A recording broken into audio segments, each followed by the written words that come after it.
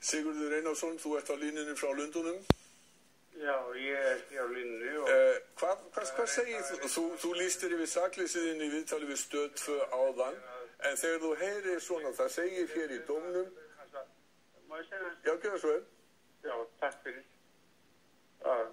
Ég hef verið að segja það er ótrúlegt að Hæstiréttur komin að þessi niðurstöðu sem nú og ég verið að segja það að ég er verið að dæma fólk fyrir það sem það var en ekki hvað það gerði og ef ég maður útskýra nánar á þess að ekki orða að mér að ég veit að það það svona Já, við höfum stuttan tíma.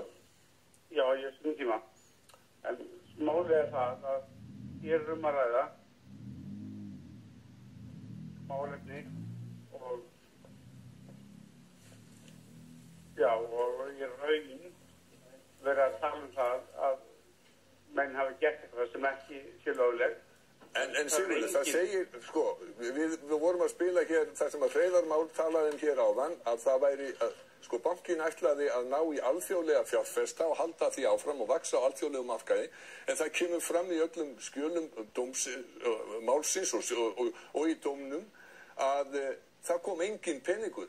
Kaupþing fjármagnaði þetta að fullu leyti og þeir talaði alvarlegt trúnaðarbrot. Það sem það síst það fór ekki út bankanum og kom ekki fyrir í bankanum. Þannig að banki var nákvæmlega eins settur fyrir og eftir þessi rækjum.